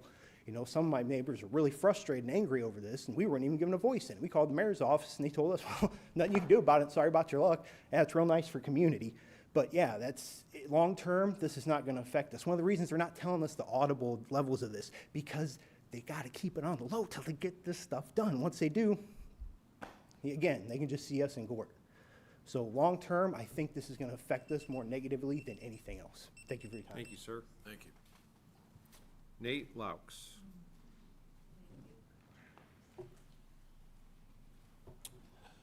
Nate Laux, 822 East Jefferson. Good evening. My name is Nate Laux, and I serve on the LaPorte Community School Corporation Board. I'm here tonight not as a cheerleader, but as someone whose entire job is to ensure that children and educators of this community have what they need to succeed. And I want to start by saying this. I hear the concerns in this room, and I respect every one of them. I have dear friends and family on all sides of this issue, which makes holidays a lot of fun. Change on this scale is unsettling, and questions about noise, water traffic, and the character of our community are legitimate, and they deserve real answers. And that anxiety is not irrational. It's what, as the mayor said, it's what engaged citizens sound like. And I want to recognize that our city has taken those concerns seriously. And they know I will call them, and I do call them. And this hasn't been a process done in a back room. They've had public meetings, open houses, and community conversations. Microsoft and city leaders have shown up, answered tough questions, and made commitments regarding water use, infrastructure, costs, and preventing rising electric bills, because I've asked them about them as well. And that matters. And our city deserves credit for how they've handled this. I also want to highlight something that gives me real confidence. There's a small farming town in central Washington called Quincy, and Microsoft has operated data centers there for 20 years. Microsoft's own president recently said, and I quote directly, "If you want to visit what's probably the nicest high school in the state of Washington, you don't go to the neighborhood where Microsoft's headquarters is based, you go to Quincy." That town built an $80 million high school, a new hospital, and a new city hall, all funded by the tax revenue Microsoft brought in. LaPorte can be the next Quincy. I also had to be honest about what's happening to schools in Indiana right now. Across the state, districts are cutting teachers, eliminating programs, and asking voters for more money just to keep the lights on. Property tax reform has already cut Indiana school districts hundreds of millions of dollars. LaPorte isn't immune to any of that. So when I look at the TIF agreement and the full 15% that flows directly into our schools, I see something rare, a concrete local solution to a statewide problem that no one in Indianapolis is going to solve for us. And that means programs we couldn't afford, teachers we could retain, facilities our kids deserve. So I support moving forward. The children of LaPorte are counting on decisions like this. Thank you. Thank you. That was all for public comment that was signed up tonight. Okay, thank you, Nick. I'll ask the petitioner to come forward and address any of the public comments that they want to address. Might need some help if there's any questions from the commission, but I did write down a couple of things here. Question on jobs. Right now, our estimates are 50 jobs per building. That ranges from maintenance staff, technicians, administrators, security, repair technicians, HVAC, plumbing, all of that internal employed by Microsoft full-time. Regarding the noise studies, so we are working on a noise study currently, and with that said, these buildings are going to be built for the first time. There's a lot of evaluation that's going into the buildings with a very high confidence that we'll be able to do on-site mitigation for any concerns when it comes from noise at the property line. In addition to the berming and screening, there's a lot of local attenuation that can be done within our campus, inclusive of noise walls if they're required. And that is what we are committed to do to make sure that we are going to remain good neighbors moving forward.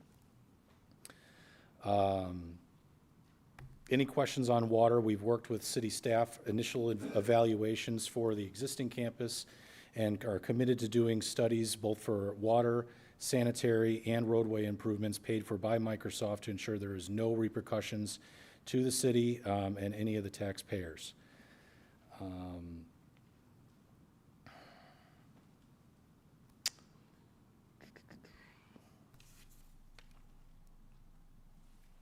Regarding setbacks, we will, during detailed design, be looking at ways to optimize setback to provide further guidance. A lot of the unused areas that are shown, which don't have buildings on the site plan, are intended for construction, laydown, and staging. There would not be plans at this time for additional buildings, but we would reserve that right moving forward.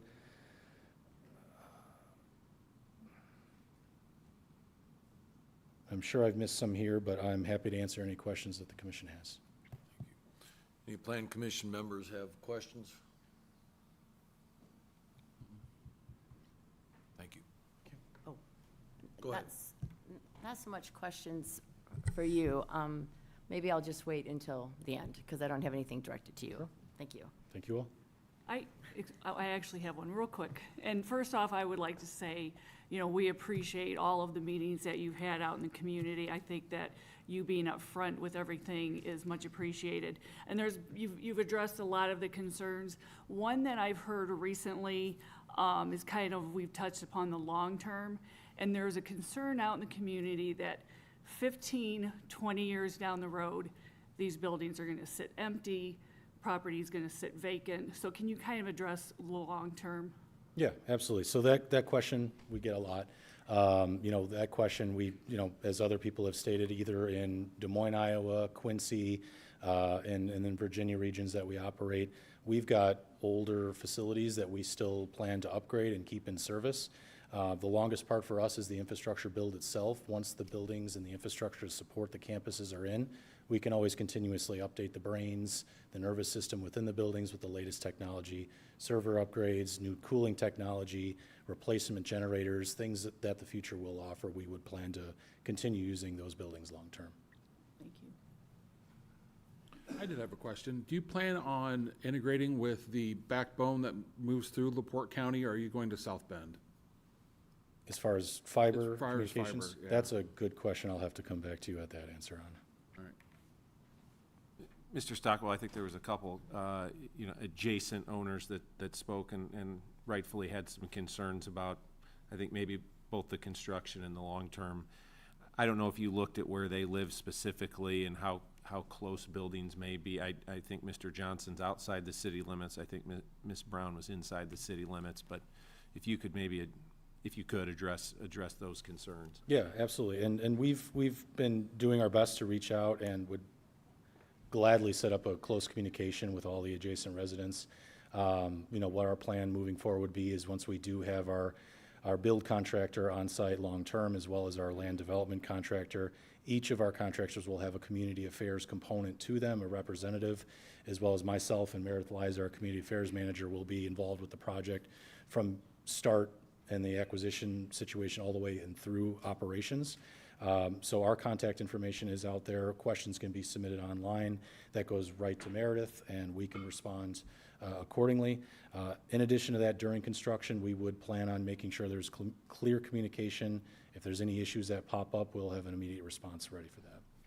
And then, we started working with you guys, I think, maybe in '24, if I recall. I'm kind of losing track of time here, but the technology's changed from the time we started. I think you were talking about a different type of HVAC system than what you're going to be implementing now, but you mentioned a new type of building. I mean, don't get in necessarily specifics, but what do you mean by that?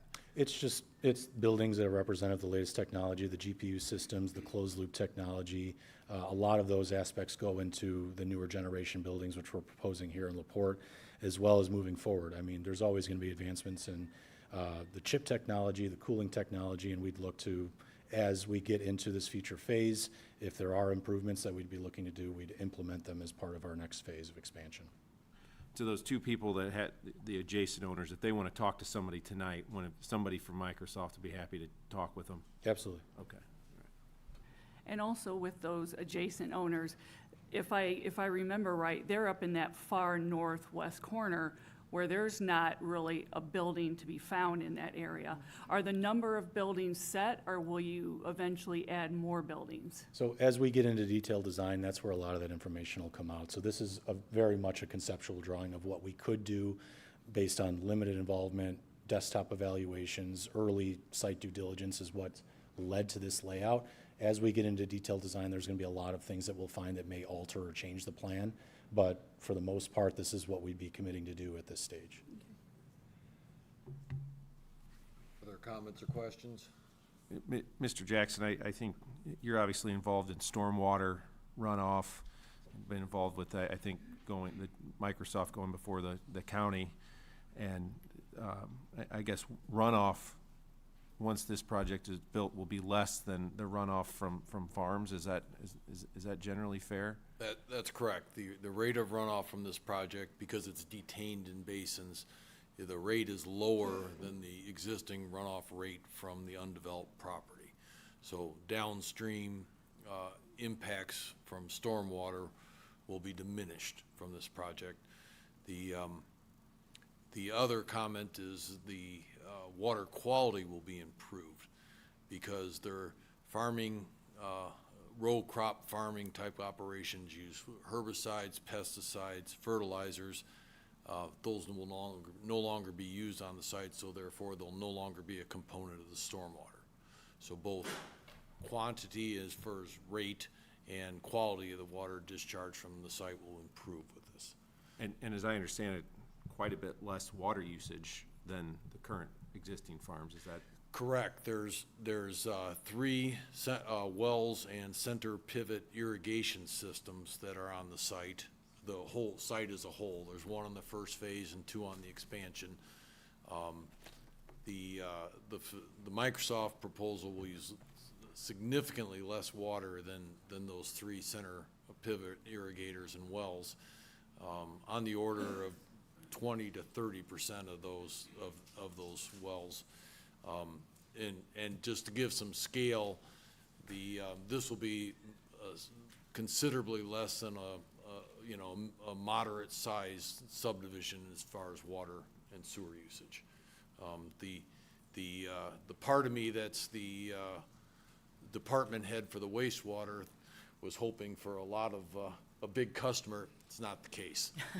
We're not. They're not going to be a big customer at all. They'll be way down the list. And I think Tim Warner, our water superintendent, was equally disappointed in the sense that it won't be a big water user of the city either. Is that correct? Fair? That is correct. And just to go into that discussion topic too, we're fully committed to working with city staff on the connection of those utilities. There was some other claims of other competitors that are illegally drawing water from the aquifers. That is not something that we can speak to. This is specific to Microsoft data center projects, and we fully intend to use fully city services for water, sewer, and roadway improvements. Other comments, questions? No, I just want to say that there's a few adjacent owners that reached out to me not too long ago, and I contacted you and with some of their concerns, and You came out, you and Meredith, and talked with those homeowners, and they are very close to that, that data center. And when we all left, they felt a lot better knowing that their questions were answered, and I appreciate that. I've read through this, so tonight it was like it's like another, hearing about everything that you're doing, and I think you're not just coming in here to build a facility, you're coming in here to be part of our community, and I appreciate that. Thank you. Councilwoman West. Thank you. Thank you all. Our role here is advisory to the city council, so we're providing a recommendation, one way or the other, for the rezoning of this property to M1. Mark, what would be an appropriate motion for this? Oh, you got a comment, David? Just got a clarification. So with the agenda item, you have two separate, you have one part is part of the super voluntary annexation, which is the red outline, and you have the parcel that I read, parcel ID, number 16, for the Parlberg parcel, which is inside the city limits. And so those have to be separated out. Yeah, two different motions. Two different motions, okay. And two resolutions, they're signed ultimately as a result. Okay. So you would motion to rezone the parcels listed as A agricultural to M1 light industrial. And then we can do the second one next. Do I have a motion, either positive or negative recommendation to the city council on the zoning change? Just to be clear, that's accept the parcel is listed, parcel ID 46-11-06-400-079.000-058 to be rezoned from R1B single family residential. Is that correct? Okay. That would be a separate motion. Okay. That would be a separate motion. Okay, all right. Sorry, I screwed you up.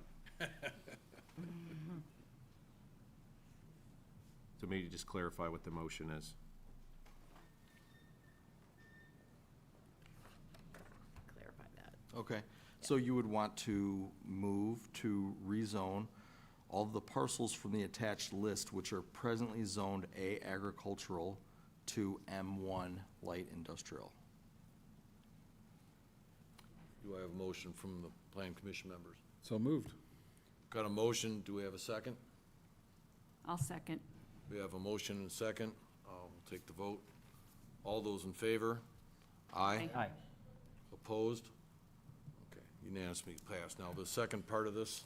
Second part would be to rezone parcel number ID number 46-11-06-400-079.000-058 from R1B single family residential to M1 light industrial. So moved. We've got a motion. Do we have a second? Second. Okay, we'll take the vote. All those in favor? Aye. Aye. Opposed? Motion passed. All right, thank you. We'll move on now to item 6, preliminary plat 26-4. The petitioner is Kimley Horn and Associates. Do we have a petitioner to talk on this issue? This is the scale, I'm thinking, it's like, Good evening, everyone. My name is Paul Pensy. I'm from Kimley Horn. We're a consultant that works for Microsoft. I'm actually out of Warrenville, Illinois. My company out of Indianapolis, Indiana, actually produced the plot drawings that I will speak to. If there's no objections from the commission, I would like to combine items 6 and 7. One is actually the preliminary plot 26-04 from the city of LaPorte, and the same parcel of land. The final plot is number 26-05, item number 7. Just since there's the same plot of land, if there's any objection to combining the two at once. I think we can do that. Please proceed. Thank you. So the purpose of this is the city's of LaPorte's petition to split the parent parcel into two parcels. Earlier, Andrea Townsend, Plus, Shanley, Racher, and Braun already discussed the statutory notice requirements were met. So we do want to include that has been stated on our testimony that those have been done. And we are requesting on behalf of the city of LaPorte that the commission adopt preliminary plat item number 26-04, item 6, and the final plats, item 7, number 26-05. Mr. Heinhold does have copies of the full-size final plots for both of these. Thank you. David, do you have a staff report on items 6 and 7? Got to turn that on. Yeah, so item number 6, preliminary plat 26-04, and the item number 7, final plat 26-05. This parcel should be on the map there that is provided by the applicant, shows the parcel that's actually located just southeast of the City of Port wastewater treatment plant. The request here for both the preliminary and the final plat is to subdivide the existing lot, as you see in red, which actually Stevens Road cuts through a corner sliver of it on the northeast, or the eastern portion of that parcel that's shown in red there, into 2 separate parcels. One would be on the west side of the road, and then the other one would be on the east side, a little triangle parcel. Chapter 82, Article 5, subdivisions of the City of LaPorte Municipal Code allows the subdivider to present a preliminary plat to the Plan Commission and to the Board of Public Works and Safety. Rules and regulations contained in this article are adopted to secure and provide for 1, proper arrangement of streets or highways in relation to the existing or planned streets or highways.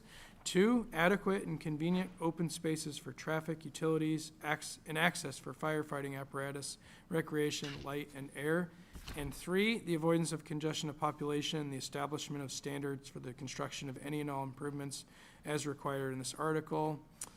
This property is basically currently used by, the wastewater department, both sides owned by the city, as is mentioned in the application. This parcel, so parcel 1 will be approximately 1.45 acres and parcel 2 will be 18.56 acres, which meets the current zoning ordinance requirements for the parcels. There will be a transfer of ownership with the parcels with the approval of the plats. Both parcels will have legal access to the existing Stevens Road for ingress and egress connected to Boyd Boulevard to the northwest of the property. The subject property will retain existing ingress and egress easement instrument number 2022 capital R-18759, which is on file with the LaPorte County Recorder's Office across both of the proposed lots for legal access, which is required. So staff does find that the proposed subdivision, or the plat, or preliminary and final plat, conform to the guidelines set forth in Chapter 82, Article 5, subdivisions of the City of LaPorte Municipal Code. So staff recommends approval of the preliminary and final plat petitions, and this is contingent on the annexation request before the. And to be clear, the larger portion of that is the city's stormwater management wetland, and that would be retained by the city. The parcel to the east, the northeast, would change hands, correct? It would change, yes, it's at a public meeting. At a Yeah, public yeah. meeting, right, not right now. Okay. Any comments, questions from the Plan Commission members? Okay, we'll open up a public hearing on this plat. Have we got any? We didn't have any specific to this. Was there any public, any person wishing to comment on this specific items 6 or 7, the preliminary plat and the final plat? All right, seeing no public comment, I'll close the public hearing. Any further comments from the Plan Commission? Any questions? No. Okay, what's the appropriate motion? You are approving the preliminary plat and then taking a vote, and then approving the final plat and taking a vote if they're both successful. Okay. So we do them one at a time? Yeah. Okay. Motion to approve preliminary plat 26-04. We've got a Second. motion. Do we have a second? Second. Just to be clear, contingent upon the annexation be effective. Okay, yeah, thank you. We've got a motion and a second. All those in favor? Aye. Aye. Opposed? Okay, the preliminary plat is approved. Do we have a motion for the second, for the final plat? Motion to approve final plat 2605 contingent on annexation. We've got a motion. Do we have a second? I'll second. All those in favor? Aye. Aye. Aye. Opposed? All right, items 6 and 7. Item 8 and 9 are also plat approvals. I'd ask Kimley Horn, representative, to come up again. Thank you.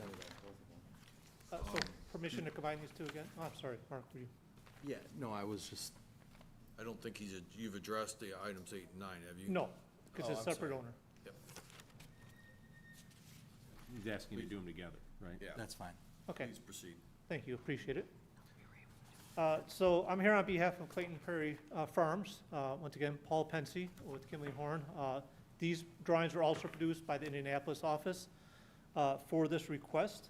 Additionally, same as before, Andrea Townsend, her earlier testimony actually did denote that all notices and statutory requirements were met and done and submitted as appropriate for this. And also with this, the purpose of this request is to split the Clayton Prairie Farms petition into from one parent parcel into 2 parcels. So on behalf of Clayton Prairie Farms, I respectfully request that the commission adopt preliminary plat number 25-05 and final plat 26-06. With these, I believe David does have the final plats and signed by Mr. Representative of Clayton Farms. So we do have everything submitted on behalf of this. Okay. Thank you. Any questions? David, do you have a report? Yeah, so really briefly through this one, item number 8, preliminary plat 26-05 petition, and item number 9, final plat 26-06 petition. This property is located 1102 south, or go back to that slide, south 200 east. Okay, 1102 south 200 east, it's a little mouthful there. This is located approximately a quarter mile south along South 200 East from the road intersection with East State Road 4. This property is an existing farmstead that was mentioned previously with the zoning. Split into 2 parcels is the request before you with the preliminary and final plat. Same as the 6 and 7, but to the same kind of standards apply to that is what I wanted to mention without going into those in detail. The parcels itself, so proposed parcel 1 will be approximately 22.13 acres, which would be the existing farmstead site with the buildings and the house and farm buildings. And parcel 2 will be 225.19 acres, which goes on both sides of 200 East there. The proposed, that site, parcel 1 will be retained by the current property owner for use as an existing farmstead. Both parcels will have legal access to the existing South 200 East, directly accessible to East State Road 4 to the north of the subject property. So staff does find that the proposed subdivision conforms to the guidelines set forth in Chapter 82, Article 5, subdivisions of the City of LaPorte Municipal Code. So staff does recommend approval of preliminary plat and final plat, and I'll answer any questions if you have them. And again, it's subject to annexation. Subject. Correct, and I would just add, Mr. Heinold probably alluded to this, but just on the map that's on the screen, the red area on the map would be retained by the current property owner as a farmstead, immediately adjacent to State Road 4 on the west side of 200 East, and the remainder of the property would be transferred, ownership would be transferred. Thank you. Questions from Plan Commission members? We'll open up a public hearing at this point. Any public comment? Do you have anything, Nick? There was nobody signed up for this specific item. I will point out, Mr. Johnson, who commented earlier, this area, 22 acres that is remaining with the property owner is adjacent to his property, so that farmstead will remain, I guess, adjacent to him, and we could talk about that after the meeting if you'd like, but maybe addresses some of your comments, so I just wanted to bring that up, so. Thank you. Okay, we'll close the public hearing then. Any comments, questions from Plan Commission members? Do I have a motion in regard to preliminary plat 2605? Motion to approve preliminary plat 2605 contingent on annexation. Second. We've got a motion and a second. All those in favor? Aye. Aye. Aye. Opposed? Motion passed. And then we'll move on to final plat 26-06. Do we have a motion? Motion to approve final plat 2606 contingent on annexation. Thank you. Do we have a second? We've got a second. All those in favor? Aye. Aye. Opposed? Motion passed. Thank you. Any old business for tonight? I think we're probably ready to go home. Anything on new business, item 11 for the city comprehensive plan? I'm sorry, just to report that we are working with the Northwestern Indiana Regional Planning Commission and and NDOT on securing some additional funds necessary so that we can complete a thorough transportation element for the plan, given some challenges that we experienced with the modeling related to the transportation element of the plan. So we're anticipating finalizing that within the next couple months and hopefully continuing and then wrapping up the process. So it's been a significant setback in the process, but just wanted to report to the commission that we're diligently working with those two agencies to continue to move this forward. Thank you. Any questions on that subject? Any other business from Plan Commission members? Seeing no other business, I'd ask for a motion to adjourn. So moved. Second. All right, we're adjourned. Thank you.